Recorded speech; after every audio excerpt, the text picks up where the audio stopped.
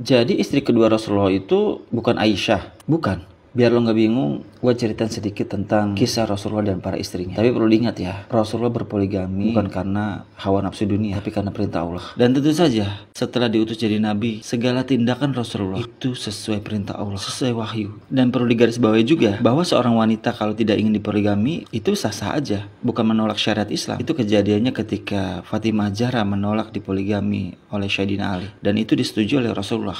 Dan Sayyidina Ali tidak berpoligami selama bersama Fatimah Zahra. Sekarang gue ceritain kisah Rasulullah dan para istri-istrinya. Pada usia muda, Muhammad SAW dikenal di kalangan Quraisy sebagai Al-Amin, orang yang sangat jujur dan terpercaya.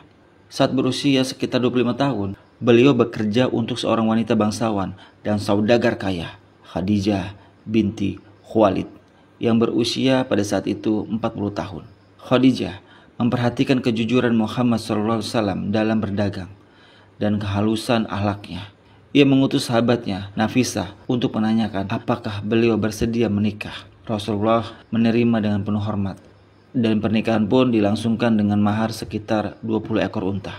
Kehidupan rumah tangga Rasulullah dan Khadijah penuh dengan cinta. Khadijah menjadi pendukung terbesar Nabi Muhammad SAW, baik secara moral maupun finansial, terutama saat wahyu pertama turun di Gua Hira. Ketika seluruh Mekah menolak keras dakwah beliau, Khadijah lah yang menenangkan dan menguatkannya. Dari pernikahan ini lahir 6 anak: Qasim, Zainab, Ruqayyah, Ummu Kulsum, Fatimah, dan Abdullah. Selama 25 tahun, Rasulullah SAW tidak pernah menikah dengan wanita lain. Khadijah wafat pada tahun ke-10 kenabian dalam peristiwa yang kemudian dikenal sebagai tahun kesedihan. Setelah wafatnya Khadijah, Rasulullah SAW hidup dalam kesepian. Beliau memiliki tanggung jawab besar terhadap dakwah Islam dan juga mengasuh putri-putrinya. Seorang sahabat wanita bernama Khawlah binti Hakim mengusulkan agar Nabi menikah lagi. Salah satu calon yang disebutkannya adalah Saudah binti Jam'ah. Rasulullah menerima usulan itu dan menikah dengan Saudah.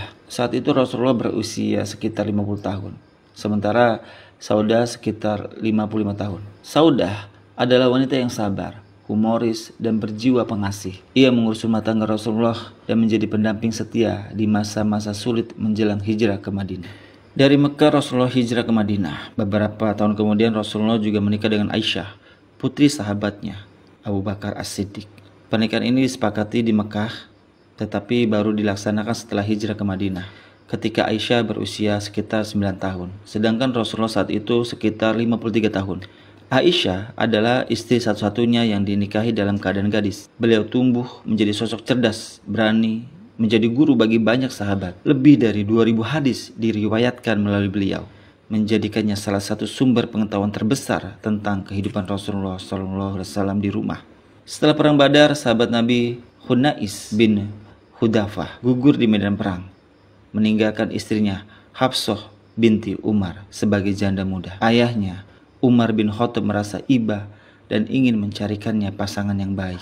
Umar bin Khattab sempat menawarkan Hafsah kepada Abu Bakar dan Utsman bin Affan, tapi keduanya diam. Lalu Rasulullah SAW sendiri meminangnya, dan pernikahan berlangsung pada tahun ketiga Hijriah. Hafsah saat itu berumur 20 tahun dan Rasulullah sekitar 55 tahun.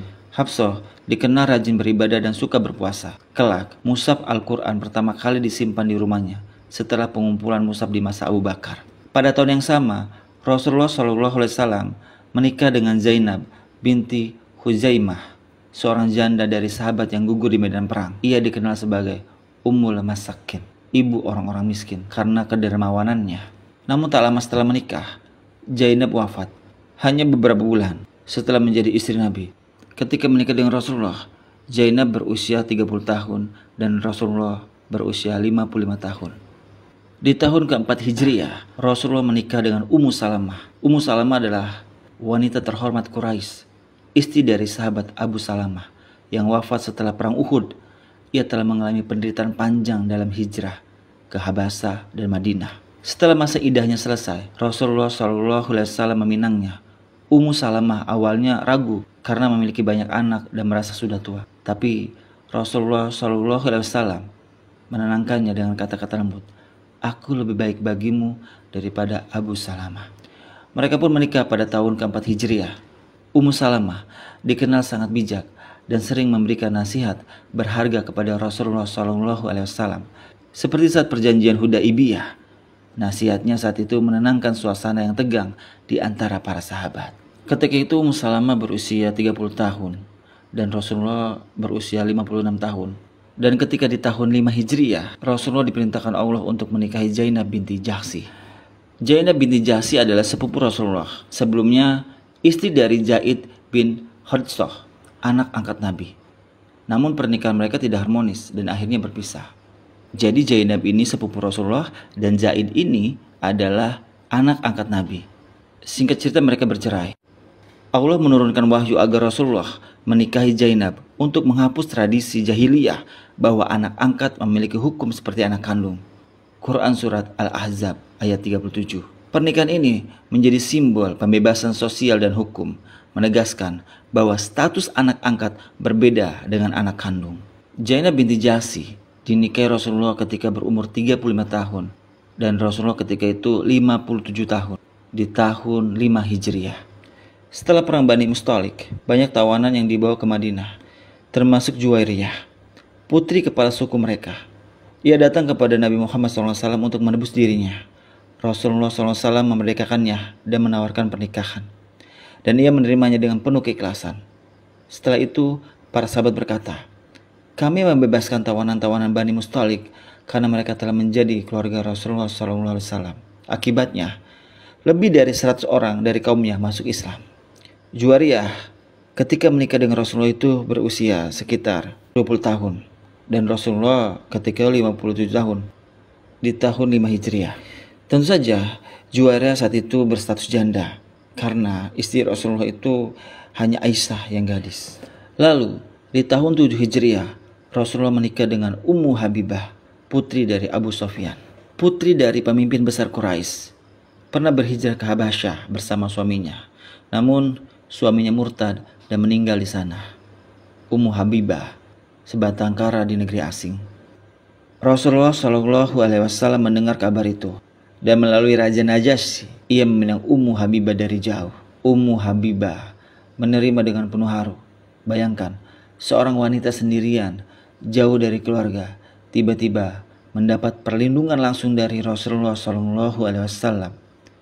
Raja Najasyi yang beriman pun menggelar akad suci itu di istananya dengan mahar 400 dinar.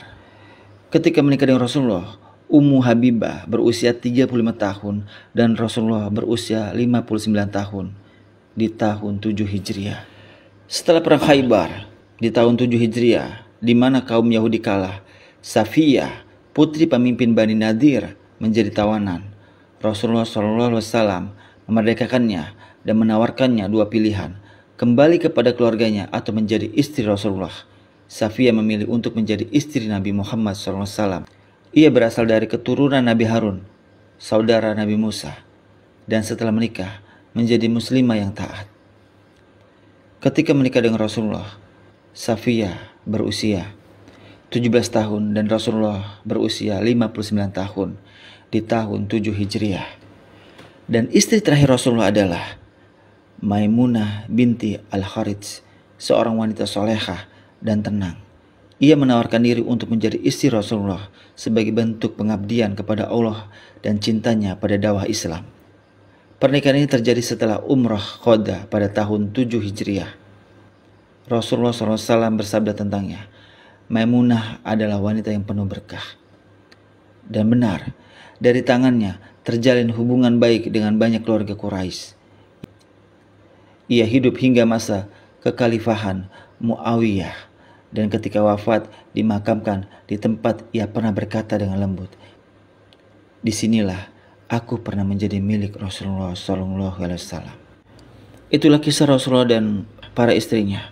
Dan perlu diingat, keadaan sosial di waktu itu dan sekarang tentu berbeda. Setiap pernikahan Rasulullah adalah bab dalam kitab kehidupan yang ditulis dengan cinta, kesetiaan, dan pengorbanan. Tak satu pun pernikahan beliau didasari hawa nafsu.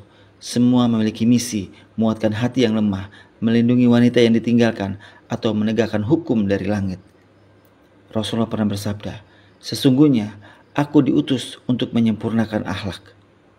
Dan dalam pernikahannya, beliau menunjukkan puncak akhlak itu, kelembutan seorang suami, keadilan seorang pemimpin, dan kasih sayang seorang nabi.